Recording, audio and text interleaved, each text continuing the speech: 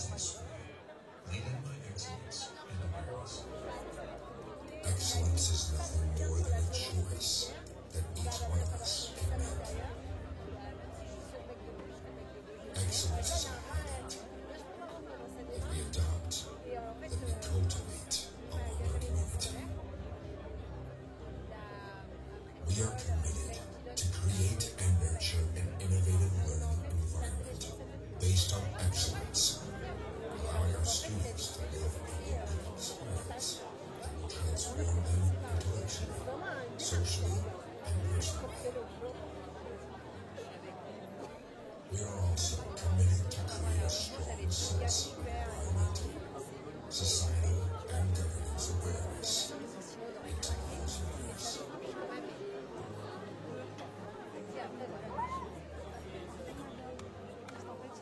We strongly believe that the power of ethics is essential to the sustainable development of nations.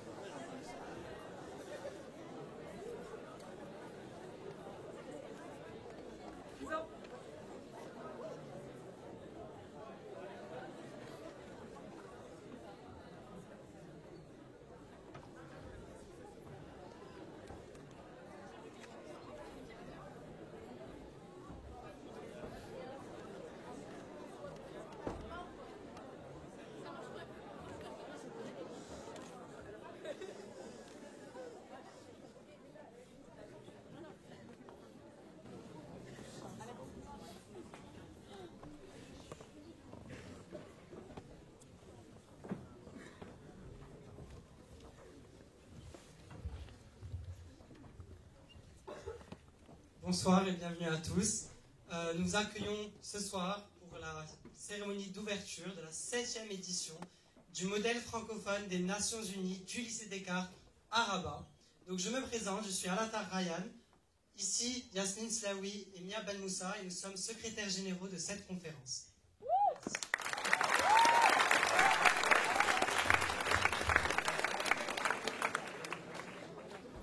Bonsoir, moi, pour ceux qui ne me connaissent pas encore, pour les étrangers essentiellement, je suis Antoine Girobat. Voilà, on est très ravis de vous accueillir. On a des délégations qui viennent de partout, ça fait un bon moment, ça fait vraiment très plaisir.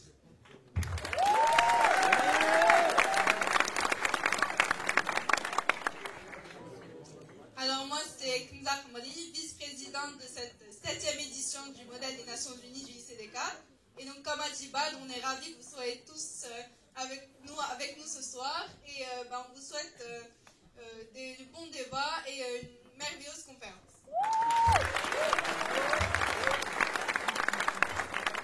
Bonsoir à tous, je m'appelle Maïssa Ben Youssef et je suis chargée de communication de JSNU. Et nous sommes, je pense, tous plus que ravis de pouvoir tous vous avoir aujourd'hui.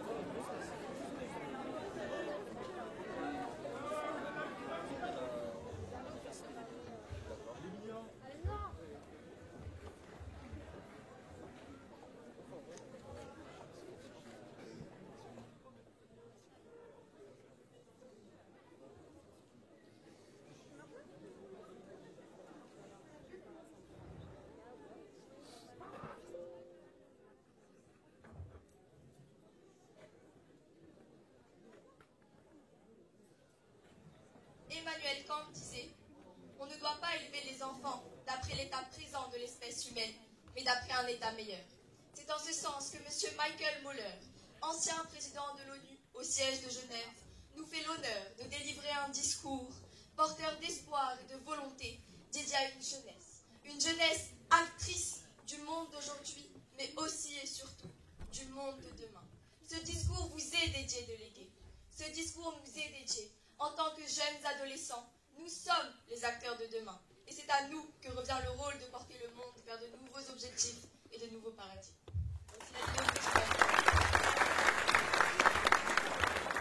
Bien, chers participants à la 7e édition du modèle des Nations Unies du lycée des Cas. Permettez-moi tout d'abord de vous souhaiter une bonne et heureuse année et de vous remercier de votre très aimable invitation à prononcer quelques mots à l'occasion de votre événement. C'est vraiment avec un grand plaisir que j'ai accepté d'être avec vous aujourd'hui. Allumer les nouvelles ces jours-ci, il y a de quoi vous désespérer. Des images de la misère humaine, de la crise climatique qui fait des ravages, et ces derniers jours de la catastrophe naturelle qui afflige nos frères et sœurs en Turquie et en Syrie. Des conflits armés qui menacent des millions de personnes, les forçant à fuir leur foyer. De la pauvreté et l'inégalité rampante entre les pays et à l'intérieur des pays. De la violence, des pandémies, de la haine, de la bigoterie, du racisme, et j'en passe. Ces mots touchent les gens partout, et ils sont tous liés. Les catastrophes climatiques aggravent la pauvreté. La pauvreté engendre des conflits. Les conflits déclenchent des mouvements de réfugiés, et ainsi de suite. Ensemble, ces menaces sont profondément corrosives. Elles génèrent de l'anxiété et de la méfiance. Elles polarisent les sociétés, politiquement et socialement. Elles font craindre aux populations et aux pays d'être laissés pour compte, car le progrès semble souvent ne profiter qu'à quelques privilégiés. Tout cela est profondément accablant. Mais il y a aussi une réalité plus positive. Si vous deviez choisir un moment d'histoire où naître, quelle époque choisirez-vous? Eh bien, en dépit des nouvelles quotidiennes dramatiques de notre temps, vous auriez du mal à justifier le choix d'un autre moment que le présent. Car si vous choisissiez aujourd'hui, dans la plupart des endroits, vous auriez moins de chances de vivre dans la pauvreté, d'être analphabète, d'être confronté à l'intolérance et à l'oppression, et moins de chances de mourir de maladie ou d'être tué dans une guerre. C'est le cas selon pratiquement toutes les mesures de bien-être. La vie humaine est meilleure aujourd'hui qu'à tout autre moment de l'histoire. C'est un fait. Les niveaux de vie, l'espérance de vie, les taux d'alphabétisation et les niveaux d'éducation n'ont jamais été aussi élevés dans le monde. La mortalité infantile, le risque de mourir de maladie, de guerre ou de famine, n'a jamais été aussi faible. Tout cela, et bien plus encore, s'est produit en l'espace de quelques décennies seulement. Et tous ces progrès sont réels. Ils ont été larges, profonds, et se sont produits en un clin d'œil à l'échelle de l'histoire de l'humanité. Et ce n'est pas par hasard que les progrès que nous avons accomplis depuis 1945 ont coïncidé avec la mise en place d'institutions multilatérales dont le cœur est constitué par la famille d'Organisation des Nations Unies. Mais le prix pour ce bien-être s'est avéré très élevé. Une planète malade. Cela met en lumière une contradiction intrigante, à savoir que nous semblons vivre à la fois dans le meilleur des temps et dans une période de crise existentielle. Aujourd'hui, il devrait être clair pour chacun d'entre nous que le monde qui nous entoure, le monde que nous vous laissons, n'est pas dans un bon état. Nous regardons l'abîme de la catastrophe climatique, avec des dirigeants trop distraits par les tensions mondiales ou trop myopes pour prendre les mesures audacieuses requises. Nous et vous sommes tous confrontés à des défis existentiels très complexes qui doivent être relevés si nous voulons garantir un monde dans lequel vous, vos enfants et vos petits-enfants pourront vivre sur une planète saine, pacifique et durable. Telle est la dure réalité d'aujourd'hui. Mais la réalité est aussi que nous disposons des outils nécessaires pour faire face à ces problèmes. Nous savons ce qu'il faut faire pour résoudre la crise climatique, la prochaine pandémie, la pauvreté dans le monde et tous les autres grands défis existentiels auxquels nous sommes confrontés. Nous avons les moyens humains et financiers. Les nouvelles technologies se développent à une vitesse vertigineuse et il est clair qu'elles peuvent être d'un grand secours comme elles peuvent être dangereuses. Ce qui manque réellement au monde, c'est la volonté suffisante pour faire ce qui est nécessaire. Et c'est là que vous et votre génération entrez en jeu. Notre monde est tel aujourd'hui, et le sera de plus en plus à l'avenir, qu'il ne survivra que par l'action individuelle et surtout collective. Et l'une des clés importantes est de revenir aux principes de base, les valeurs fondamentales qui définissent la corruption des Nations Unies et la coopération de la solidarité internationale, et qui les ont fait fonctionner à l'origine, et de s'adapter aux nouvelles réalités. Et il existe un outil puissant dont nous disposons déjà. Il s'agit de l'agenda 2030 pour le développement durable, la feuille de route globale qui nous aspire tous au bon chemin à prendre. Nous avons tous une responsabilité partagée, et vous plus que les générations précédentes. Et je crains que vous ne deviez l'assumer, que vous le vouliez ou non. C'est le destin de votre génération. Chers étudiants, vous avez un rôle important à jouer dans la mise en œuvre de nos objectifs communs. Il ne fait aucun doute que nous vous remettons un monde désordonné et nous plaçons une énorme responsabilité sur vos épaules. Pensez-y, vous êtes la première génération à pouvoir mettre fin à l'extrême pauvreté, mais vous êtes aussi la dernière génération à pouvoir endiguer le changement climatique. C'est une responsabilité très lourde et vous devez vous y préparer. On parie sur vous, sur votre engagement, votre créativité et votre courage, pour prendre les choses en main et les assumer, pour faire partie de la solution et non pour rester à l'écart. La bonne nouvelle, c'est que beaucoup d'entre vous à travers le monde le font déjà. Après tout, en ce qui concerne le changement climatique, par exemple, qui inspire aujourd'hui le mouvement visant à inciter les responsables politiques à agir? Des jeunes. Il n'est pas exagéré de dire que la mobilisation des jeunes ces dernières années a été l'élément le plus fort pour faire comprendre que les choses doivent changer.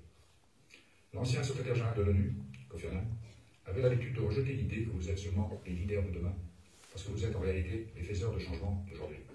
Et il avait raison. Vous n'avez pas à attendre. Vous n'avez pas le luxe d'attendre d'avoir gravi les échelons de votre carrière pour faire la différence. Et permettez-moi d'ajouter que la volonté de s'engager pour le bien commun, l'exigence de faire entendre sa voix, n'y renoncez jamais, quel que soit ce que vous finirez par faire dans votre vie. Certains d'entre vous choisiront peut-être de se lancer dans les affaires, d'autres dans le service public, et certains, je l'espère, envisagent peut-être de rejoindre les Nations Unies. Mais quelle que soit la voie que vous empruntez, voici sûrement quelques qualités et compétences qui vous seront utiles. Tout d'abord, l'ouverture d'esprit et une perspective véritablement interdisciplinaire. Si l'on considère la façon dont la technologie et la mondialisation sont en train de transformer notre monde, dans 5 ans, vous pourriez très bien travailler dans une entreprise qui n'a pas encore été fondée, et dans 10 ans, vous travaillerez peut-être dans un secteur qui n'existe même pas aujourd'hui. C'est pourquoi la curiosité et l'interdisciplinarité sont si importantes. Une capacité à faire le lien entre les disciplines, à briser les silos, intérêt pour les autres cultures, une appréciation des différents points de vue. De nos jours, précisément à cause des incertitudes auxquelles on fait face, les qualités et les valeurs humaines sont plus importantes que jamais, surtout dans un monde dans lequel la technologie prend de plus en plus de place dans nos vies. Et je pense ici à l'intelligence et l'ambition, la persévérance et la discipline, le courage et l'intégrité, la créativité et la curiosité. Mais je pense aussi aux valeurs sociales, notamment la solidarité, la tolérance et la générosité. Et n'oubliez pas d'avoir confiance en vous-même. Et quoi que vous fassiez, et je conclurai sur cette note, n'oubliez jamais ceci. Vos actions ont des conséquences. Et il sera de même pour les actions que vous ne prendrez pas. Ne pas faire quelque chose, ne pas prendre en compte les conséquences et les risques à long terme de ce que nous ne faisons pas. Tous les petits cas où nous n'agissons pas, ne faisons pas preuve de courage, ne faisons pas preuve de prévoyance, peuvent ensemble se transformer en désastre. Et nous faisons tous bien de nous en souvenir ces jours-ci. Le progrès n'est jamais garanti et l'avenir n'est pas prédéterminé. C'est encore plus vrai aujourd'hui. Il est ouvert, radicalement ouvert, et sa forme dépend de nos propres actions. Chaque génération doit les défendre et s'engager. Vous êtes les dirigeants de demain. Je vous encourage à puiser dans votre énergie, votre passion et votre créativité afin de faire de cette planète un monde meilleur pour toutes et pour tous. Je vous souhaite tout le meilleur. Courage, aventure, santé et bonheur. Une vie qui vaut la peine d'être vécue. Bonne chance et s'il vous plaît, n'oubliez pas aussi de vous amuser tout au long de votre vie. Merci.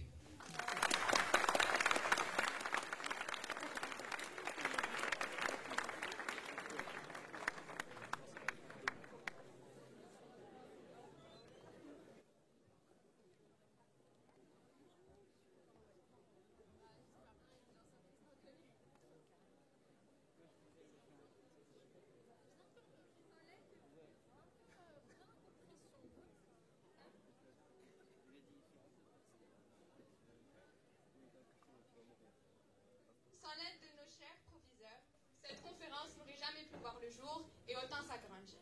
Nous avons donc l'honneur d'appeler Madame Delpera, proviseure du lycée René Descartes de Rabat, à venir prendre la parole.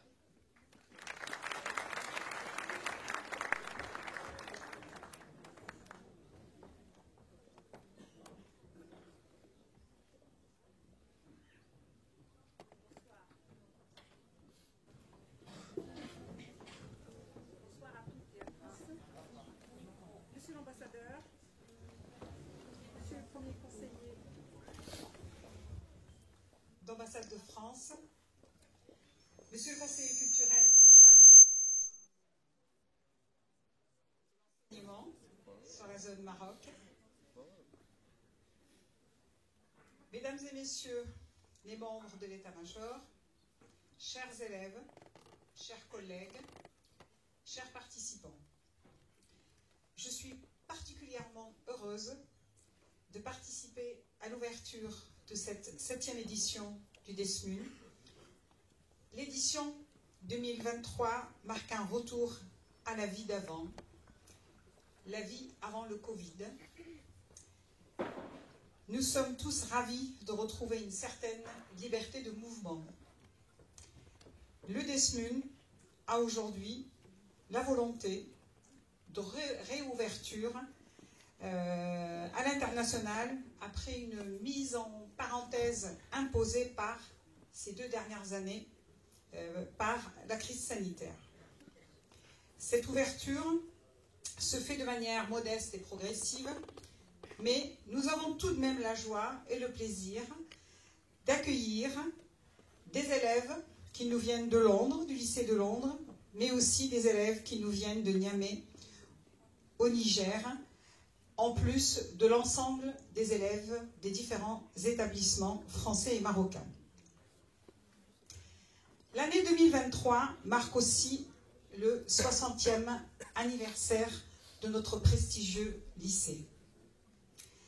Cette conférence qui incarne les valeurs d'ouverture et d'excellence marque aujourd'hui le lancement du programme de nombreuses manifestations prévues tout au long de l'année 2023 pour célébrer le 60e anniversaire.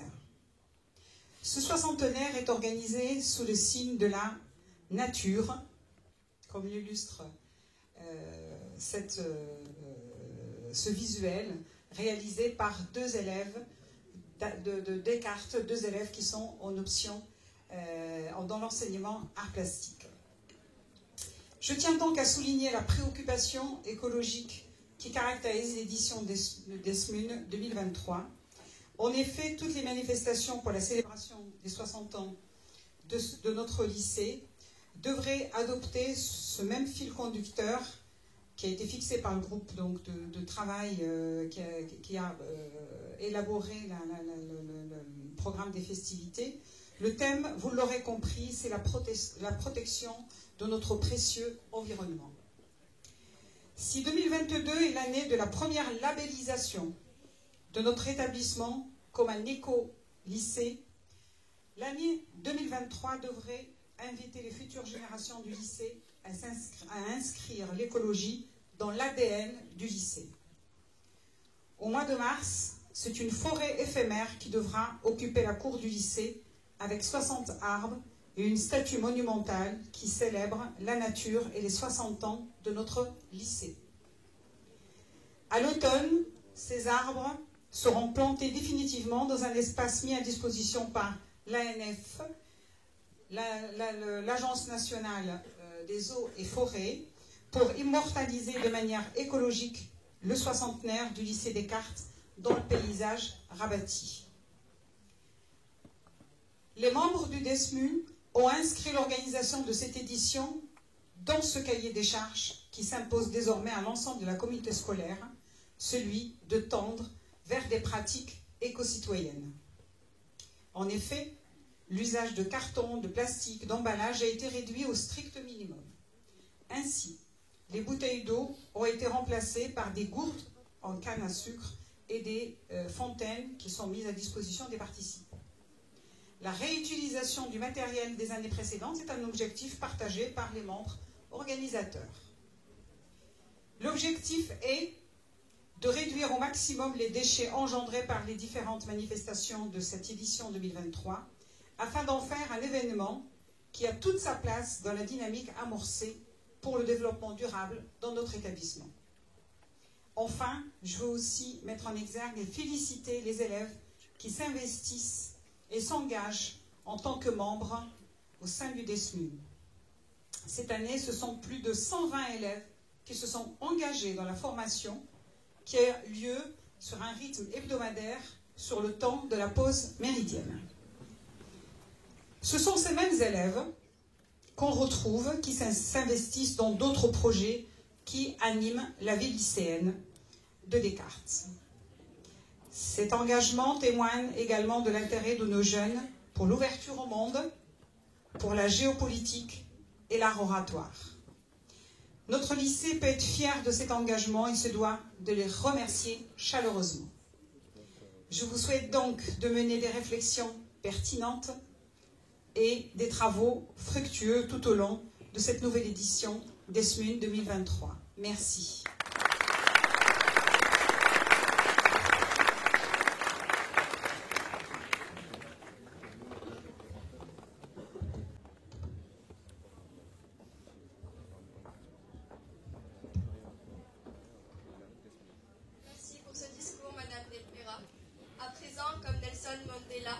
C'est la musique et la danse qui nous mettent en paix avec le monde. En ce sens, nous allons passer à l'interlude musical.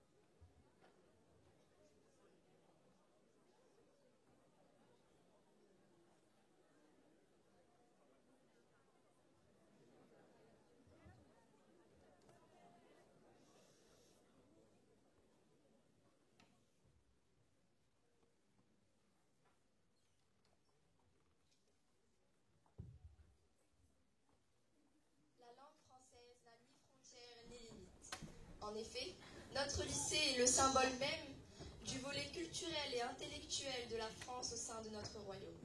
Et comme disait Descartes, la parole est dotée d'un volet persuasif que l'écriture n'a pas. Soyons dignes des dires du philosophe dont notre lycée porte le nom. Et invitons M. Jean Heilbronn, conseiller politique au sein de l'ambassade de France, à prendre la parole.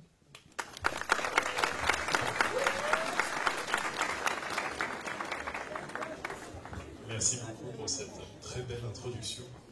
Alors pour le bien de tous, je n'ai préparé ni chorégraphie ni interlude musicale, même si c'était vraiment très impressionnant. Je vais m'en tenir à ce que savent faire les diplomates, c'est-à-dire lire un discours, et je pense qu'on s'en sortira tous beaucoup mieux comme ça. Madame la proviseure, monsieur l'ambassadeur, chers et chers membres organisateurs et organisatrices du comité d'organisation de cette 7e édition de la conférence du modèle des Nations Unies du lycée Descartes de Rabat, chers et chers participants, bonsoir à tous. C'est pour moi un très grand honneur de participer à cette cérémonie d'ouverture. Un honneur et une joie de voir tant de jeunes femmes et de jeunes hommes rassemblés ici ce soir autour de valeurs et d'ambitions communes. Ces valeurs, ce sont celles des Nations Unies, celles du Maroc et celles de la France. Je ne vais pas toutes les citer, sinon on risque de passer beaucoup de temps, mais quelques-unes qui me sont chères et qui, je pense, vous sont chères également, sinon vous ne seriez pas là ce soir. La tolérance, la fraternité, le dialogue, la coopération, le multilinguisme. Ce sont ces valeurs que vous mettrez à l'honneur au cours des 2 prochaines journées de débat. Ce sont ces valeurs aussi qui sont au fondement du partenariat d'exception qui lie la France et le Maroc et qui rendent cette relation à la fois si dense et si riche. Ce soir, je tiens avant tout à saluer l'engagement de l'ensemble de la communauté éducative du lycée Descartes et toutes les personnes qui ont œuvré à l'organisation de cette belle conférence et notamment le comité d'organisation. Cette 7e édition du DES-MINU est une preuve supplémentaire de la qualité des projets qui sont proposés aux élèves tout au long de l'année et du sens de l'autonomie et du dynamisme insufflé par les équipes éducatives des lycées français. Je salue également l'engagement du ministère de l'Éducation nationale du Maroc, avec qui nous entretenons une coopération particulièrement étroite et importante. L'organisation de ce modèle francophone au sein d'un lycée du réseau piloté par l'Agence pour l'enseignement français à l'étranger est la traduction concrète de la réussite d'un système éducatif fondé sur le multilinguisme. Lors des 2 prochains jours, vous serez amenés à débattre en français, but also in English, وربما باللغة العربية كمان.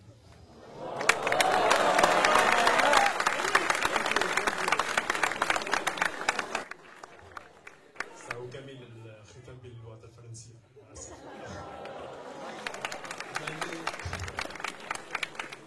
Manier plusieurs langues est une richesse inégalable. C'est une porte ouverte sur différentes cultures.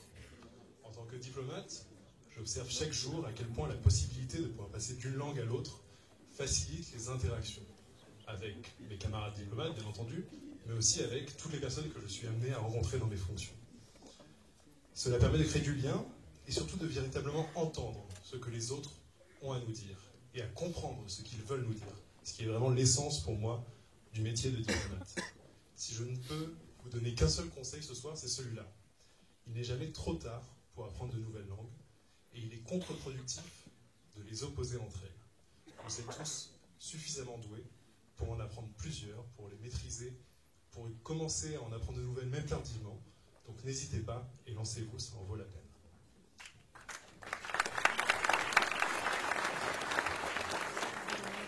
Cette année, vous avez choisi de dédier ce modèle des Nations Unies au thème de la jeunesse. Cette dimension est au cœur du partenariat franco-marocain. La coopération éducative et universitaire est probablement en fait même la pierre angulaire de ce partenariat et des liens qui unit la France et le Maroc. Chaque année, ce sont près de 46 000 étudiants marocains qui étudient en France. Et le réseau scolaire de l'AEFE au Maroc accueille près de 42 000 élèves.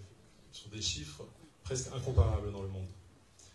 Au-delà de la dimension éducative, tous les jours, les agents de l'ambassade de France au Maroc s'engagent en faveur de projets liés à la jeunesse, du Maroc, mais aussi de tous les jeunes présents au Maroc, pour l'aider dans ses besoins et ses envies de formation, pour l'aider à s'insérer socialement, économiquement, pour lui donner une seconde chance lorsqu'il en a besoin, pour lui ouvrir de nouveaux horizons dans les domaines sportifs ou culturels, par exemple, pour lui donner aussi les moyens de s'engager de manière citoyenne lorsqu'elle le désire. Au niveau international, la jeunesse est aussi une priorité pour la diplomatie française, comme pour celle marocaine. C'est ce qu'on appelle une thématique transverse, qui est abordée dans toutes les enceintes internationales, et qui comprend, bien sûr, certains défis, mais représente aussi des motifs d'espoir. Vous aborderez certains de ces défis dans le cadre des discussions que vous aurez dans les 2 prochains jours. L'exposition de la jeunesse dans les conflits contemporains, la protection des mineurs dans les migrations, l'accès aux soins et à l'éducation, notamment des jeunes filles. Face à ces enjeux, nous avons une responsabilité partagée. C'est un thème important, et monsieur le directeur général Moeller l'a également évoqué. Ils doivent devenir une priorité absolue pour le système multilatéral, dans un monde où près de 2 milliards de personnes ont aujourd'hui entre 10 et 24 ans. La jeunesse, elle est aussi porteuse d'espoir, qui repose sur sa participation politique, son engagement, votre capacité à vous mobiliser pour relever les défis du monde contemporain, au premier rang desquels la paix et le défi climatique. Alors que l'ordre international fondé sur le respect du droit et le règlement pacifique des différends est fragilisé par la guerre d'agression menée par la Russie en Ukraine, il est plus important que jamais que des jeunes comme vous s'engagent en faveur du respect des principes de la Charte des Nations Unies. Alors que notre planète est menacée par le réchauffement climatique, il est essentiel que vous continuiez de vous mobiliser en faveur des objectifs de développement durable des Nations Unies et que vous continuiez à relayer des messages à vos dirigeants pour qu'ils s'engagent en ce sens également. La France et le Maroc partagent cet engagement et cette conviction.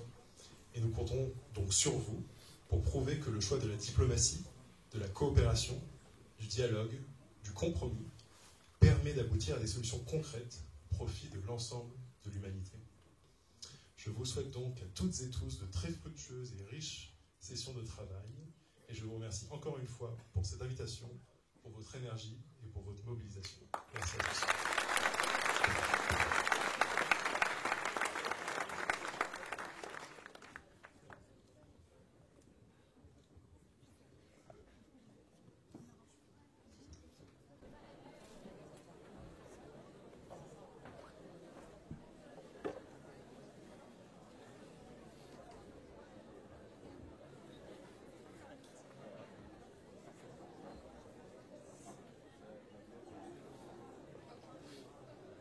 Comment parler de la jeunesse sans donner voix à ceux promouvant la place de celle-ci dans les enjeux actuels? Aujourd'hui, nous avons donc l'honneur d'accueillir pour une table ronde M. Dr Missoum, président de l'Association des enfants de l'Oval, M. Selim El-Akri, en charge des partenariats de l'Association des enfants de l'Oval, M. Nizar Bordaï, président fondateur des jeunes parlementaires, et enfin M. Rémi Ayegoué, représentant de la France volontaire au Maroc.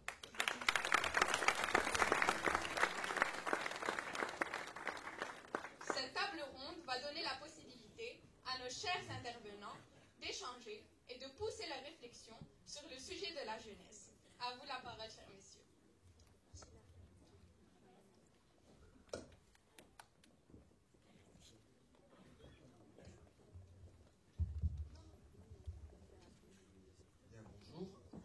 Bonsoir.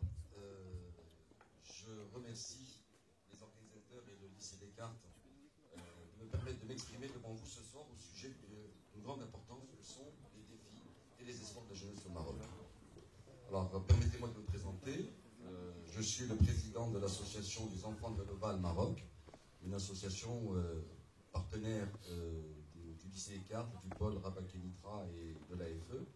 Et pas à ce titre, mais je voulais le signaler. Donc, on est invité à parler de l'expérience de notre association des enfants de l'Oval Maroc. Nous réunissons 320 enfants par an, filles et garçons de 6 à 16 ans, autour de la pratique du rugby, en leur apportant le soutien scolaire, sensibilisation à l'hygiène et à la santé, en développant des activités culturelles et artistiques, en les sensibilisant à la protection de l'environnement, tout en leur inculquant les valeurs du sport et celles du rugby en particulier, c'est-à-dire c'est-à-dire le sens de la solidarité, la vie en communauté, le courage, le respect de l'autre, l'engagement et la complémentarité des compétences. Le sport est un excellent levier d'inclusion sociale, de lutte contre la misère et l'exclusion. J'en veux pour preuve le grand nombre de nos bénéficiaires qui actuellement disposent d'un travail régulier, d'une insertion parfaite dans la société, et aujourd'hui nous sommes fiers d'avoir parmi les anciens bénéficiaires et enfants de l'association des avocats, médecins, ingénieurs, sportifs professionnels, artisans, entrepreneurs, etc. Donc notre process d'association des enfants de l'Oval est un process qui a donné ses fruits, et après 20 ans, nous faisons connaître, et à ce titre-là, on a été sollicité pour parler de notre expérience et expertise. Les questions qui nous ont été posées pour ce soir, qu'on est amené à débattre, c'est les défis de la jeunesse marocaine. Quels sont-ils, ces défis? Pour nous, nous avons 4 grandes rubriques.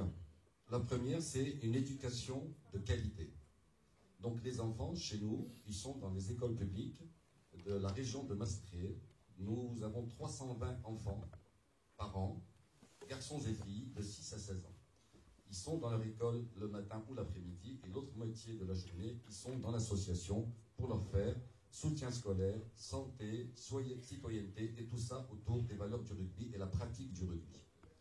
Au Maroc, selon une étude de l'UNICEF, le phénomène des NEET, N-E-E-T, jeunes, ni en éducation, ni en emploi ou formation, et il est très présent, et il touche 1,7 million de jeunes.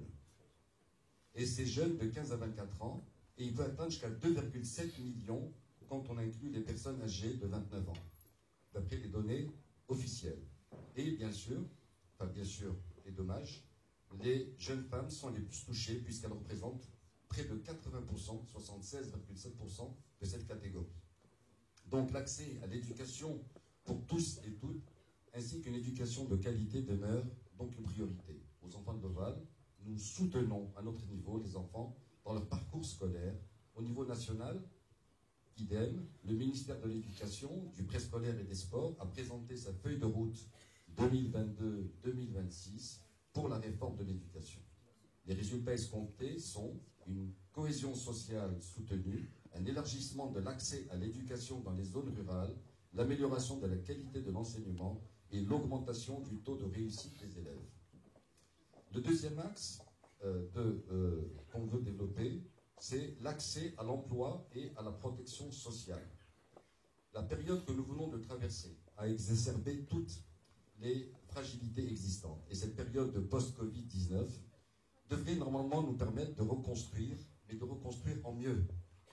On a l'habitude de dire que la jeunesse est l'avenir, certes, mais elle est surtout le présent. Et c'est ici et maintenant que la jeunesse doit être protégée et soutenue. Il y a des engagements politiques forts de la part de l'État et des autorités. La société civile, dont je fais partie, est également active sur le terrain. Et donc, l'accès à un emploi décent est un droit pour toutes et tous. Bien entendu, cela ne peut se faire sans une bonne éducation, formation professionnelle et un tissu économique où les jeunes trouveront leur place. Donc, il est important de pouvoir développer un petit peu tout ceci et d'initier plusieurs changements et qui sont à opérer pour faire le lien justement entre la croissance et l'employabilité. Et il faut agir aussi bien au niveau de l'offre que de la demande et assurer un travail décent avec les garanties attendues à travers la généralisation de la protection sociale, grand sujet, grand chantier initié par Sa Majesté et sur laquelle l'État marocain travaille depuis quelques années, et la mise en application, elle est en cours. Monsieur, nous voudrions aussi développer un autre point oui. qui nous semble important, et c'est les aspirations politiques des jeunes au Maroc. Ces aspirations sociales également, leur positionnement au sein des institutions, leur intérêt pour tout ça. Tout à fait. Donc parmi ce que je viens de citer, ce sont les aspirations, et je rajoute l'égalité des genres, est une aspiration aussi, et le changement climatique. Mais en fait, toutes ces aspirations de la jeunesse marocaine, elles résident dans le lever de tous les défis que je viens de citer. Et il faudrait rajouter à ces aspirations un accès plus large à la culture et aux loisirs, une meilleure prise en compte de la voix de la jeunesse en lui permettant d'investir plus les débats publics. Et le modèle des Nations Unies que vous menez ce soir est un excellent exercice de débat d'idées et de réflexion. Mais ces idées et ces réflexions doivent aussi franchir ces murs. Ça doit sortir d'ici. Il faudrait que vous puissiez pouvoir communiquer et dire un petit peu tout ce qui a été fait. Vous devez vous faire donc écouter et entendre par les adultes, les décideurs, les gouvernants et la société civile. Voilà, donc il faut savoir communiquer et savoir parler et aller chercher la parole. Et je crois que les orateurs qui sont passés juste avant moi ont dit la même chose, avec une lourde responsabilité, celle de la prise de conscience. Et je crois que ça, c'est une première étape qui a déjà été franchie à votre niveau, parce que vous êtes là et vous organisez des choses. Et à plusieurs niveaux, même au niveau d'autres institutions et d'autres endroits. Mais ce qu'il faudrait, c'est de pouvoir, en fait, pouvoir communiquer là-dessus. Voilà, ça c'est important. Merci beaucoup pour votre invitation et votre intervention et vos très belles paroles. Donc maintenant, quelques questions pour M. Bonda et M. Edapri, membres de l'Association marocaine des jeunes parlementaires. Alors, le système législatif au Maroc permet-il la contribution des jeunes? Quel est le poids de la voix des jeunes au Maroc et dans le monde aujourd'hui? Et comment les nouvelles technologies doivent permettre à la jeunesse de faire entendre sa voix? Alors, bonsoir à toutes et à tous. Déjà, je tiens à vous remercier de nous avoir conviés à cet événement. Ça nous fait énormément plaisir de pouvoir partager avec vous cette cérémonie inaugurale de cette 7e édition. Avant de répondre à votre question, je voudrais introduire rapidement notre association, l'association marocaine des jeunes parlementaires. Donc, j'ai l'honneur de présider depuis sa création en 2019. Donc, en gros, c'est une association qui a été créée à l'initiative de plusieurs jeunes marocaines et marocains. Donc, il y a quelques années, j'étais à votre place également. J'ai participé en 2017 à une des sessions de la simulation des modèles des Nations Unies à New York, donc au siège des Nations Unies. Et donc, c'est une vocation, c'est une envie de pouvoir donc, participer activement à la vie publique donc, de son pays et surtout de pouvoir partager donc, son avis sur des modèles et sur des chantiers assez importants et qui décideront donc, de l'avenir de notre planète et de notre pays. L'association marocaine des jeunes parlementaires organise depuis l'année 2019 des législatures du Parlement jeunesse du Maroc. Donc c'est aussi une simulation parlementaire apolitique qui regroupe des jeunes qui sont âgés entre 17 et 27 ans chaque année. Donc la plupart d'entre vous, je pense, aujourd'hui pourront postuler, pourront participer et donc être parmi nous à la prochaine législature qui sera organisée l'été 2023 en partenariat avec la Chambre des conseillers au Maroc. Également, nous sommes partenaires avec plusieurs pays avec qui nous entretenons des relations d'amitié et donc de partenariat, comme la France, la Belgique, le Canada, quelques pays d'Afrique subsaharienne. Donc c'est ce qui permet d'avoir un certain échange avec voilà, différentes cultures et différentes nationalités. C'est ce qui enrichit le débat et c'est ce qui fait avancer également les choses. Pour répondre à votre question, moi j'aimerais bien évoquer un chiffre qui est très important aujourd'hui. Quand je prends le cas du Maroc, aujourd'hui 80% des jeunes marocaines et marocains ont perdu confiance dans la chose publique et dans la chose politique. Il n'y a plus de confiance vis-à-vis du Parlement, vis-à-vis du gouvernement, vis-à-vis des partis politiques. Donc c'est ce qui rend les choses un petit peu plus urgentes parce qu'il n'y a plus ce lien, il n'y a plus cette confiance qui devrait être établie pour que les jeunes puissent porter leur voix et pouvoir contribuer activement à la vie publique au Maroc. Et donc c'est ce qu'on essaye de faire aujourd'hui au sein de l'association, c'est de réconcilier les jeunes avec la chose publique et politique. On le fait d'une manière un peu différente, donc au lieu de les pousser à s'inscrire, à adhérer à des partis politiques, on essaye de le faire à travers une simulation plus fluide, plus simple, on va dire plus cool, avec le langage des jeunes, pour pouvoir avoir un espace de libre-échange, un espace où chaque jeune marocain et marocain, mais également des pays donc, partenaires, pour pouvoir donc, donner leur avis sur des sujets primordiaux comme la santé, l'éducation, l'investissement, le changement climatique. Donc c'est des sujets très urgents aujourd'hui et qu'on devrait aborder en tant que jeunes. Deuxième point, c'est la représentation des jeunes dans les institutions publiques. Aujourd'hui, 50% des Marocaines et Marocains sont âgés entre 18 et 40 ans. Donc on a la moitié de la population qui est âgée entre 18 et 40 ans, alors que l'âge moyen des parlementaires au Maroc est de 57 ans. Donc il y a une problématique, c'est-à-dire les jeunes ne sont pas assez représentés dans les institutions. C'est ce qu'on essaie de faire. On a eu l'occasion d'avoir quelques jeunes qui sont présentés aux dernières élections au Maroc en 2021, donc au niveau local, mais aussi au niveau législatif. On a ceux qui ont réussi, d'autres non. Mais on a vu également une masse solide donc, de jeunes qui sont inscrits aux listes électorales. C'est ce qui donne l'espoir. Et l'espoir aujourd'hui, on le voit ce soir parce qu'il y a des jeunes d'horizons qui sont assez différents et qui ont pris donc, la main et qui ont pris l'initiative de participer à ce genre de débat. On vous encourage et je pense que c'est à travers donc, ce genre d'initiative, et je tiens à remercier également les institutions qui vous suivent et qui vous simplifient les choses, de pouvoir donc, pousser encore plus cette simulation. Et nous, de notre côté, on vous invite donc, à postuler à la 5e législature du Parlement jeunesse du Maroc qui se tiendra cet été. Et donc on a lancé les candidatures donc, il y a une semaine et elles seront ouvertes jusqu'au 10 mars. Donc ça pourra vous permettre d'échanger sur des sujets assez intéressants et rencontrer des jeunes qui viennent de pays différents. Voilà, je vous remercie. Merci beaucoup. Je pense que Nizar a bien pu vous montrer un peu les travaux de notre association, l'Association marocaine des jeunes parlementaires. Alors en tant que responsable partenariat relations internationales de l'association, je veux juste ajouter un petit point, c'est que notre association elle est toujours très heureuse de rencontrer les jeunes. Nous organisons chaque année donc, notre fameuse simulation qui regroupe des jeunes des 12 régions du Maroc, mais nous organisons aussi des rencontres dans les 12 régions du Maroc pour rencontrer les jeunes, entendre leurs voix, entendre leurs revendications. Alors, tout à l'heure, Dr Missouni a parlé du fait d'essayer de sortir des murs pour s'exprimer, pour communiquer. Aujourd'hui, les jeunes ont un moyen de communiquer, de partager leurs idées, c'est les nouvelles technologies à travers les réseaux sociaux. Depuis, je dirais, la deuxième partie des années 2010, les personnalités politiques, les partis politiques ont commencé à comprendre cela. On voit des communications politiques qui se font à travers les réseaux sociaux, au Maroc aussi, notamment dans les dernières élections. Et les jeunes maîtrisent, enfin nous les jeunes, on maîtrise ces nouvelles technologies, puisqu'on est hyper connectés, plus que n'importe qui, et donc on a l'opportunité de partager justement nos opinions, nos revendications, ce qu'on pense.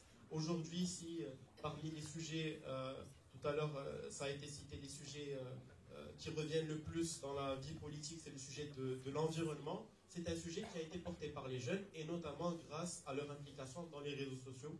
Donc je vous encourage à porter votre parole, lancez-vous, il y a pas mal de plateformes, voilà, donc c'est notre message qu'on a, et puis de participer à ces simulations. Donc là vous avez la simulation des Nations Unies, mais je vous dis, j'avais participé en 2019 dans la première législature du Parlement jeunesse, et j'ai pu rencontrer, en tant qu'étudiant en médecine, j'ai pu rencontrer des jeunes de l'Aïoun qui sont dans l'économie, donc c'est vraiment une expérience très très très riche, donc ça vous permet de rencontrer des personnes de tous les environs. Donc voilà, c'était ces deux messages clés que je voulais partager avec vous, et je vous remercie encore une fois pour l'invitation. Merci beaucoup. Maintenant, une question pour M. Ayegoué. Alors, cette année, on traite plusieurs problématiques axées sur l'activisme. On parle notamment des droits des femmes au Yémen, dans le Conseil des droits de l'homme. On parle du droit à la santé reproductive à l'OMS, ou encore de l'activisme écologique à l'UNICEF. Alors, la question qui se pose, en fait, c'est que, est-ce que cette jeunesse a véritablement la capacité de changer les choses? Est-ce que, au final, tous ces motifs-là peuvent représenter des motifs d'espoir? Est-ce qu'on peut véritablement aller de l'avant en suivant ces objectifs? Oui, alors bonsoir à toutes, bonsoir à tous. Merci également pour l'invitation. Je vais répondre de manière concrète par rapport aussi à ce que je vis. Donc, du fait, je travaille pour une association qui s'appelle donc France Volontaire, qui a pour mission de développer le volontariat international. Donc, on permet aujourd'hui à des volontaires étrangers de venir travailler ici au Maroc, et aussi d'envoyer des volontaires marocains en France, voire même dans d'autres pays africains. Alors de manière concrète, je vais répondre par l'affirmative à votre question. Oui, c'est possible. C'est possible, à travers l'engagement, de faire changer les choses. De manière concrète, à travers ce qu'on voit, à travers les volontaires qui se mobilisent ici, qui travaillent aussi bien au sud, au nord, à l'est, à Casablanca ou à Rabat, dans leur action concrète, ces jeunes, moins jeunes d'ailleurs, il y a aussi des personnes plus anciennes qui peuvent se mobiliser, apporter leurs connaissances, leurs compétences, qui vont contribuer en effet au changement local. C'est la même chose pour les volontaires marocains qu'on envoie en France. Je veux dire, ils apportent aussi leurs connaissances, leurs compétences. Et aujourd'hui, on voit qu'il y a une demande très forte de la part d'associations, de la part d'écoles. Parce que l'idée, c'est justement de donner aussi aux jeunes Français cette ouverture pour comprendre notre culture, pour moi, il y a des éléments importants. Je vais faire référence également à un pays qui ne concerne pas le Maroc, c'est le Liban. Parce que j'ai aussi une responsabilité, du fait que j'ai une responsabilité régionale sur l'Afrique du Nord et le Moyen-Orient. Nous, on le voit, comment les jeunes, libanais et aussi étrangers, ont agi concrètement après, vous savez, hein, le terrible drame qu'a vécu ce pays, au-delà de la crise économique et politique, hein, comment dire, ce malheureux événement donc en août 2020 au port de Beyrouth. Ce sont les jeunes qui sont mobilisés en premier pour aller nettoyer les rues, aider les gens qui ont été victimes de cette catastrophe. Et aujourd'hui encore, ce sont ces jeunes-là qui continuent à agir, hein, pour se mobiliser à travers les associations, etc. Parce que malheureusement, comme vous le savez, l'État libanais est complètement défaillant. Donc oui, pour moi, je le vois de manière concrète, ce changement-là. Alors ça ne marche pas toujours, bien sûr. C'est pas toujours évident de faire le changement, etc. C'est pour ces raisons qu'en effet, qui a été dit par les précédents intervenants, il faut avoir cette capacité de résilience, cette capacité aussi de persévérance, de savoir travailler avec les autres, quel que soit d'ailleurs l'âge ou la culture des gens, etc., pour faire passer ces idées, comment les faire avancer, etc. Voilà, donc ça c'est possible. Donc oui, il y a beaucoup d'espoir. L'espoir, quand on est jeune, on a envie d'aller de l'avant. Donc il faut avoir cet espoir-là, d'aller avoir envie toujours de construire avec les autres, dans le respect aussi, hein, le respect de l'autre également, d'essayer de le comprendre à travers le dialogue, ça a été dit également, le dialogue, la compréhension, c'est comme ça qu'on avance.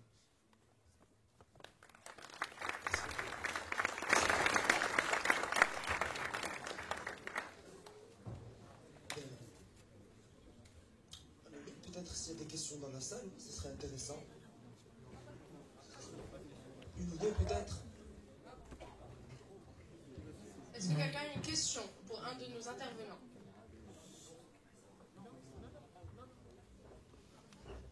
Écoutez, merci beaucoup. Merci.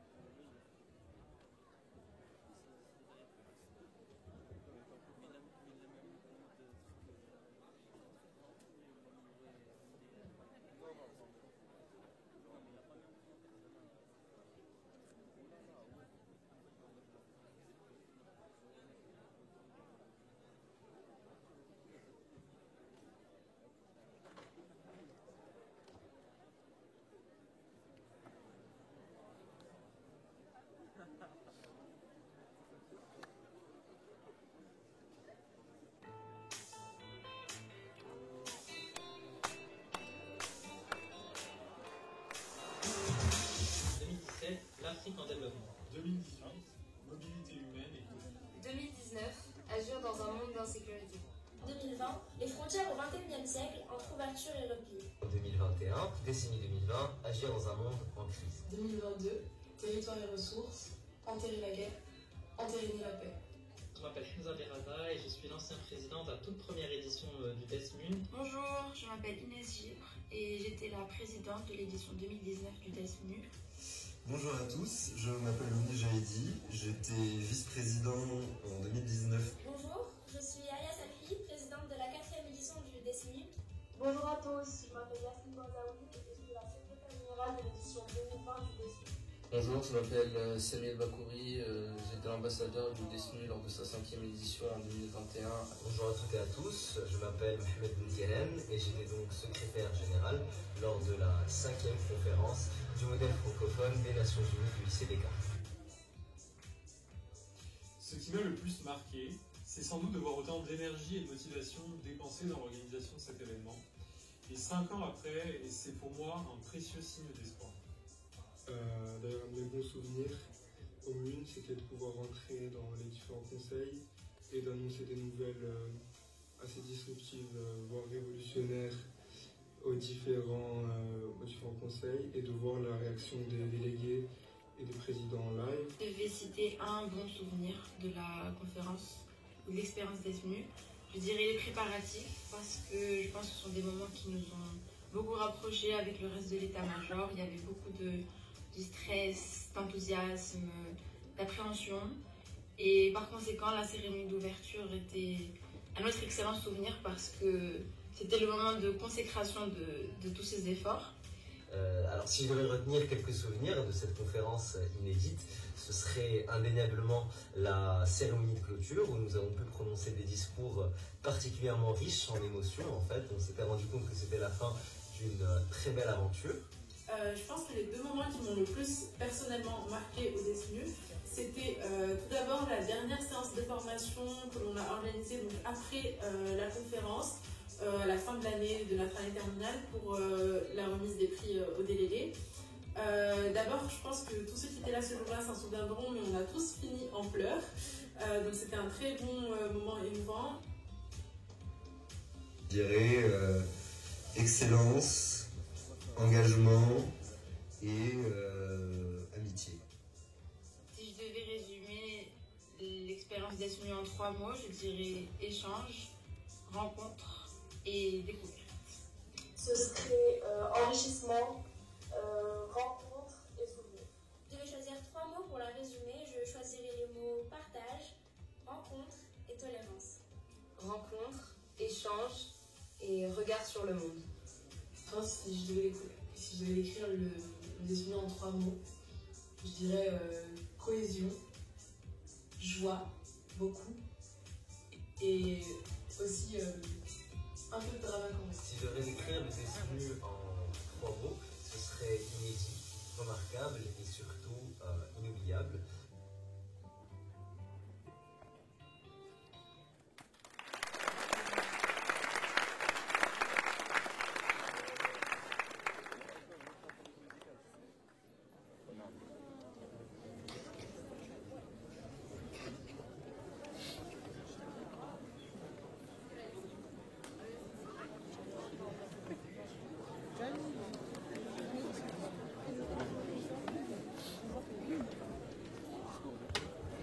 Nous allons désormais passer au discours de notre merveilleuse vice-présidente, Kenza Kamri.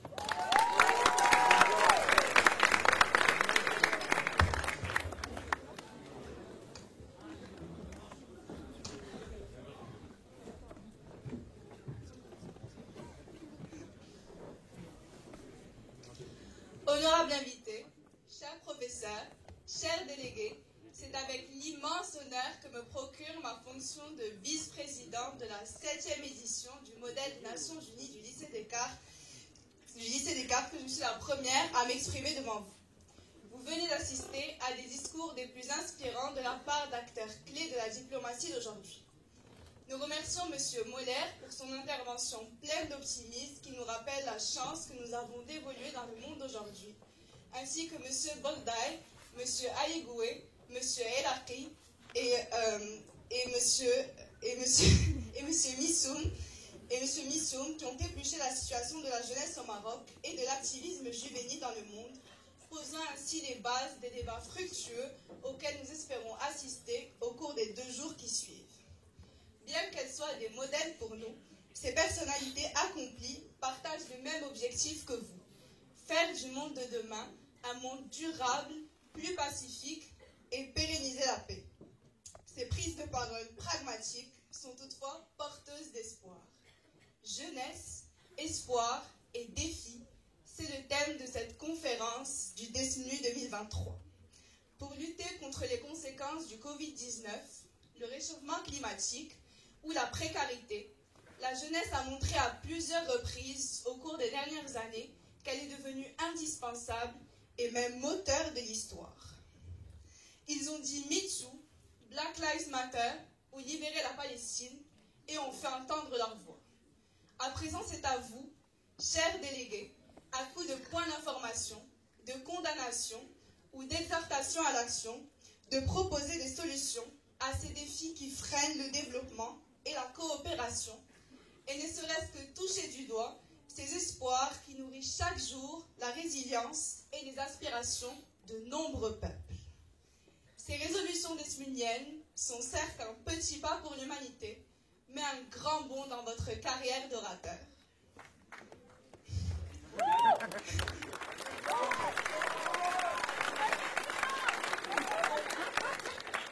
Nous tenons à saluer la présence de M. Salissou, ambassadeur du Niger, la présence de Madame la représentante de l'ambassade du Royaume-Uni, ainsi que de M.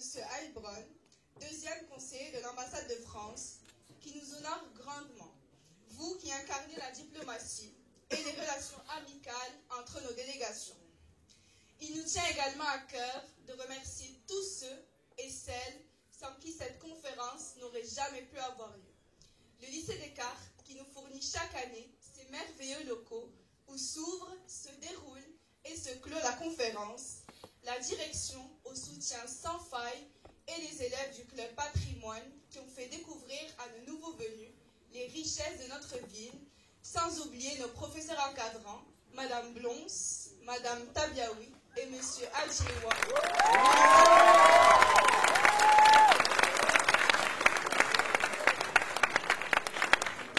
qui nous accompagnent tout au long de l'année et sans qui rien de tout cela n'aurait été possible. Notre sponsor principal, la Rabat Business School, l'ANRT, le service de l'intendance, Madame Berry et sa réactivité à toute épreuve, Madame Toili des services administratifs et financiers, ainsi que l'ensemble du personnel de service qui a contribué à la réussite de ce projet. Cette année, le modèle des Nations Unies du lycée Descartes a lui aussi tenu à réduire son empreinte carbone. Ainsi, vous ne verrez plus de bouteilles en plastique, de canettes de soda ou de cartons industriels, mais des gourdes en bioplastique et des repas concoctés à partir d'ingrédients frais et de saison.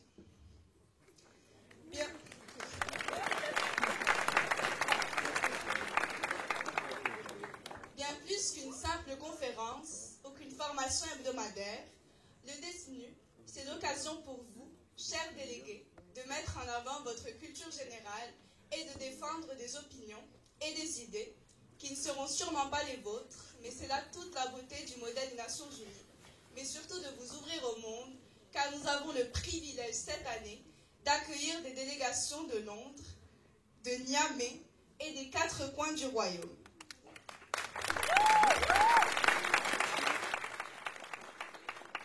Ainsi, nous comptons sur votre hospitalité et votre bienveillance pour que ce souvenir reste à jamais gravé dans leur esprit et dans les nôtres. Mais la grande nouveauté cette année, c'est un comité exclusivement en anglais sous la supervision de Madame Blons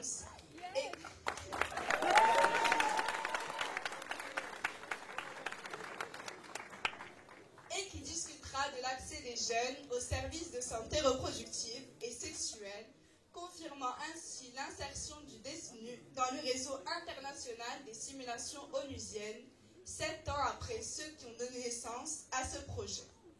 Enfin, cette conférence, c'est l'aboutissement d'une année de travail acharné. de réjouissances, mais aussi de désaccords et d'imprévus. En somme, c'est le fruit de la collaboration de délégués investis et assidus et d'un comité d'organisation déterminé à faire de cet événement une expérience mémorable pour tous ceux et celles qui y prendront part. Alors débattez, attaquez, riez, dansez, imposez-vous, mais surtout profitez, car le temps passe si vite qu'on ne le voit plus passer, et dans 2 jours, ce sera déjà la fin de l'édition 2023 du Dessinu. Merci.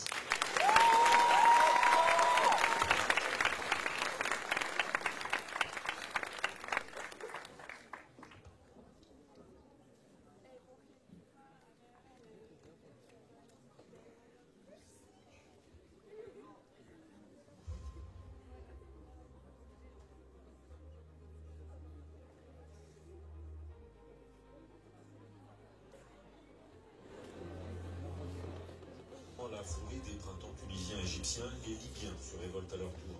En quelques mois, les rebelles s'emparent du Tripoli et poussent le général Kadhafi à se réfugier dans son bastion de Sirte. S'achève la première guerre civile libyenne avec le lynchage devant les caméras du monde entier de celui qui fut 42 ans à la tête du pays.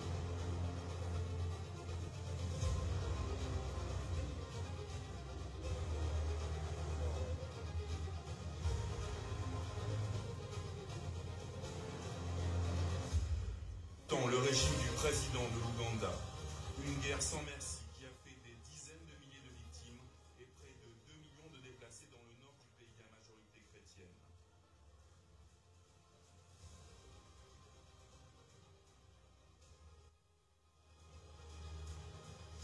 Trois ennemis publics numéro 1 ont terrorisé la France ces derniers jours.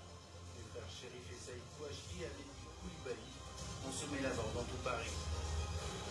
3 hommes au destin liés, précipités de la petite délinquance au terrorisme par l'islam radical. Chérif, le plus jeune des Kouachi, est endoctriné des demi-pros au sein de la filière des luttes Chaumont. Il rencontre Mehdi Koulibaly qui oscille entre prison et tentative de réinsertion 2 ans plus tard à Fleury-Mérogis, en prison. C'est au large de la Libye. Ces hommes et ces femmes viennent de tomber ou de se jeter à la mer. Leur embarcation surchargée de près de 500 migrants est en train de chavirer. Des appels au secours désespérés. Il y a aussi de nombreux enfants. Des visages épuisés. Les naufragés s'agrippent les uns aux autres. Ils luttent pour rester en vie.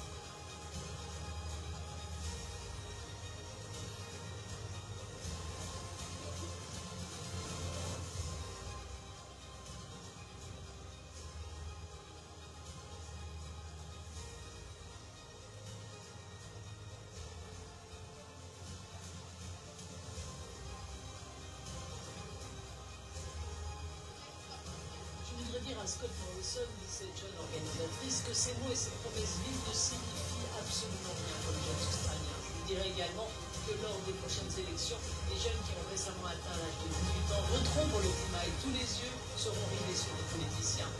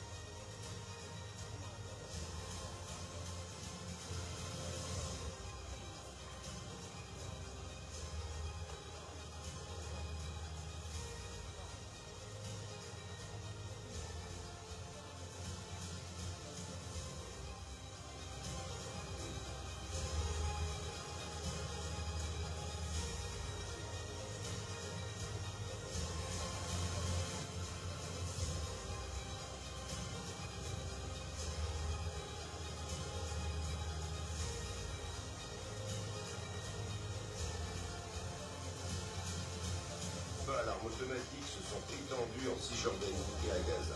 À Naplouse, ici autour de la tombe de Joseph, une enclave israélienne en territoire autonome, militants du Fatah et aussi policiers palestiniens tentent de prendre d'assaut la position.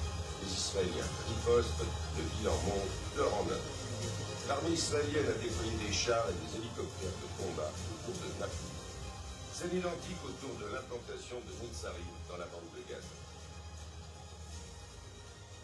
Le trafic d'espèces protégées est en pleine expansion. Des milliards d'euros sont en jeu. Les personnes impliquées dans la contrebande et le commerce de l'ivoire d'Afrique vers la Chine font partie du crime organisé.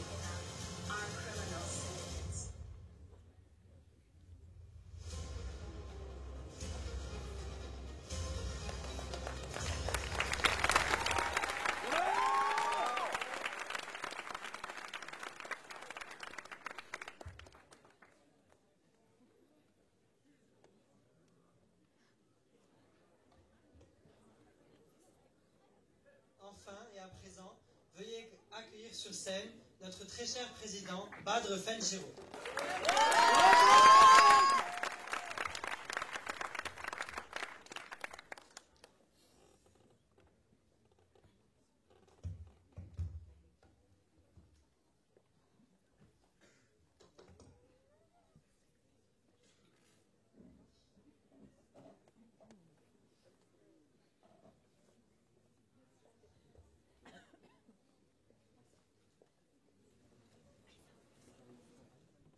Excellences, estimé intervenant, honorable état-major, cher délégué.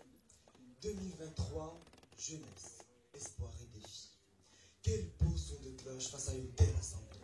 Quel beau son de cloche face à ces 300 délégués, 300 futurs citoyens qui tous ont pour volonté d'impacter le monde de demain. Loin de moi la prétention d'affirmer qu'un modèle des Nations Unies va impacter des vies, mais je suis convaincu que nous partageons tous ici un devoir d'implication qu'il nous faut honorer.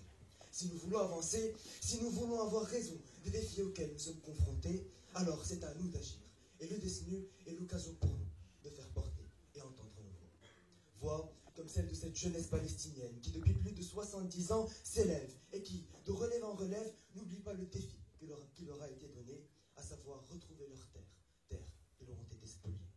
70 ans paraît comme une éternité, mais comme le disait Malraux, l'espoir des hommes est leur raison de vivre et de mourir. Et c'est ce même espoir qui conduisit les jeunes Palestiniens à s'armer de courage et de caillasse pour aller défier ceux qui leur ont pris leur place.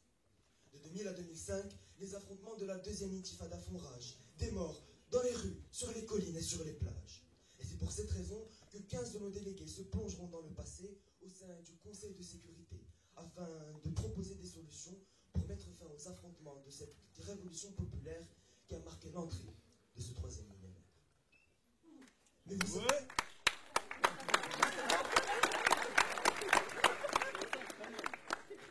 Mais vous savez ce qui nous a marqué, nous, état-major, délégués et comité d'organisation. Petite contextualisation.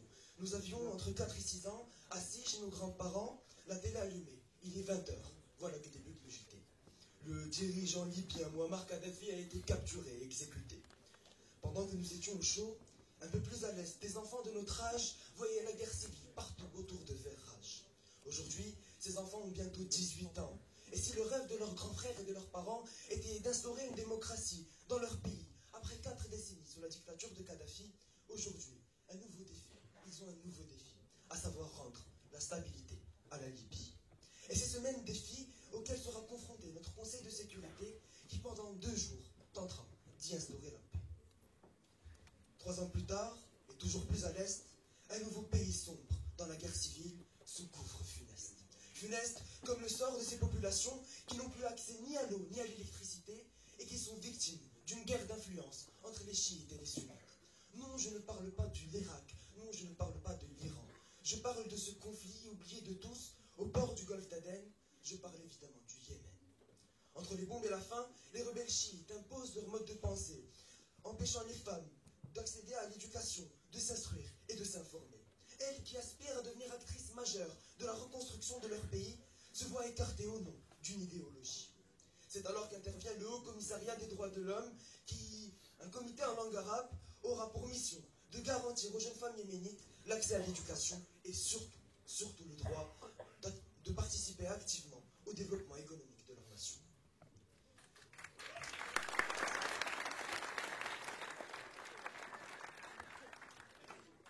Ce radicalisme religieux et politique dont souffrent les Yéménites ne connaît malheureusement ni frontières, ni mer, ni désert. De l'Afghanistan, il s'est répandu en Irak, en Syrie et en Iran. Et aujourd'hui, il s'introduit au corps même de nos démocraties. Aujourd'hui, l'Europe semble à sa merci. De Minsk à Lisbonne, d'Athènes à Stockholm, tous les jours, des groupes extrémistes se forment. Les jeunes se font enrôler, leur cerveau est lavé et leur vie à jamais tachée. Tachée du sang de ses parents, de ses enfants qui étaient au Bataclan ou qui attendaient leur métro à Bruxelles en sifflotant. Mettre un terme à ces jours funestes, mettre un terme à ces jours ternes, voilà le défi que s'est lancé l'UNESCO, qui tentera durant ces 2 jours de débat, d'instaurer une résolution afin de lutter en Europe contre l'endoctrinement des jeunes ainsi que leur radicalisation. Cette fois-ci, en plein cœur de l'Afrique, des coups de feu retentissent. Mais ceux qui les ont tirés ne sont ni des enfants, ne sont ni des soldats, ni des hommes destinés au combat. Entre la RDC et l'Ouganda, ce sont des enfants qui tiennent les armes et qui voient leur enfance minée de larmes. Mais ni la morale ni le bon sens ne permettent à l'homme de voir cette situation sans agir, d'être témoin et de laisser ses enfants subir. La pitié qui, selon Rousseau, permet au genre humain de se perpétuer, conduit demain l'Ouganda à paraître devant les juges de la Cour internationale de justice, qui fera alors état de sa responsabilité dans le recrutement et le déploiement d'enfants soldats dans les activités armées en terre de la RDC. Et comme toujours et comme depuis toujours et à jamais, le nerf de la guerre est cette valeur que l'on donne à la monnaie. La tendance est claire, plus le peuple a faim, plus il y a de guerre. Plus le peuple est pauvre, plus il y a de fauves. Et en Afrique, nombreux sont ceux qui n'ont pas une miche de pain et qui dorment chaque soir sans savoir s'ils auront de quoi se nourrir le lendemain. En Afrique, nombreux sont ceux qui travaillent dans l'import-export, mais ni avec Evergreen, ni avec Maersk. Ils sont employés au sein d'un secteur informel tentaculaire qui ne leur garantit pourtant aucunement un vrai salaire. Ils sont trafiquants, criminels et brigands, déstabilisant ainsi nombre de pays, de l'Afrique du Sud à l'Algérie, de la Guinée au Soudan. C'est alors qu'entre en jeu le Conseil économique et social, dont la mission sera de trouver une solution pour limiter la contrebande et pour protéger les jeunes qui sont impliqués dans ces trafics. Ces trafics, ces conflits, ces morts, ces souffrances conduisent ceux qui les subissent, et en particulier les jeunes, à vouloir traverser vers l'autre rive. Si nombre de traités régissent les terres, rares sont ceux qui protègent les vies sur les mers. Tant de vies perdues, tant de morts, cimetière de ceux qui voient en l'Europe leur seule lueur d'espoir, voilà ce que la Méditerranée est devenue. Aujourd'hui, préoccupé par le sort de tous ces hommes, de toutes ces femmes, de tous ces enfants, de tous ces jeunes, le Haut Commissariat pour les réfugiés se chargera de mieux protéger les mineurs dans les migrations en Méditerranée. Mais au-delà de toutes ces jeunesses, la jeunesse palestinienne, libyenne, ougandaise, yéménite et européenne, la jeunesse du monde entier est confrontée à d'autres défis qui, eux, ne connaissent ni frontières ni barrières. Alors, rappelons que la santé sexuelle et reproductive est liée à de nombreux droits fondamentaux, tels que le droit à la vie, le droit à n'être soumis ni à la torture, ni le manque de respect à la vie privée. La santé sexuelle repose également sur le droit au respect, le droit à l'éducation et l'interdiction de la discrimination. Pourtant, aujourd'hui, nombreux sont les pays qui ne leur permettent pas à leurs citoyens de faire usage de ce droit qui n'est inscrit nulle part dans leurs lois. Les jeunes qui ont besoin d'y accéder se retrouvent souvent couverts de honte face à leur famille et à leurs parents. Certains sont battus, lynchés pour avoir osé y aspirer. Mais pour les protéger et faire entendre leurs droits, l'Organisation mondiale de la santé sera chargée d'assurer aux jeunes du monde entier un accès égal à ces services beaucoup trop peu généralisés. Enfin, ce problème au cœur des débats actuels, celui du développement durable, de la lutte contre cet ennemi invisible qui nous surplombe, le changement climatique. Il n'est plus aujourd'hui question de ratifier des traités, mais bien de les faire respecter. Ce n'est pas uniquement notre vie qui en dépend, mais aussi celle de nos futurs enfants. Nous, jeunes, sommes les principaux concernés. Nous, jeunes, avons à notre disposition un grand nombre de leviers qu'il nous suffit d'actionner. nous, jeunes, pouvons devenir les principaux acteurs de cette lutte acharnée pour que l'humanité puisse continuer d'exister. Et pour nous soutenir dans cette mission, l'UNICEF se met à notre disposition pour inciter les jeunes du monde entier à se mobiliser. Alors, telles sont les problématiques qui parcourent notre monde, ne délaissant aucune région, aucun pays, aucune civilisation. Chers délégués, à partir de demain, vous aurez le monde entier entre vos mains. Prenez-en soin. Vos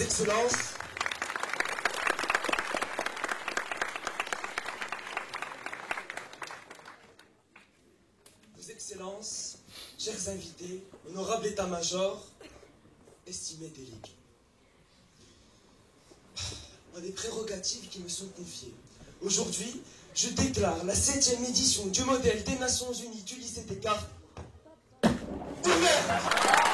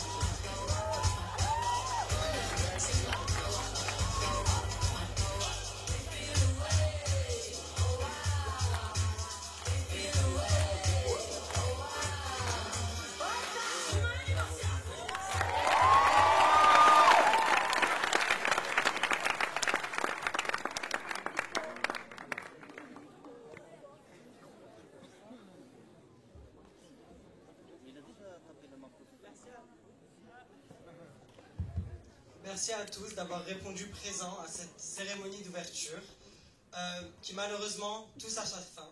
Chers délégués, nous vous retrouverons demain pour des débats intensifs à partir de 8h. Et très chers distingués invités, nous vous invitons à un cocktail qui se trouvera en dehors de la salle. Merci à tous.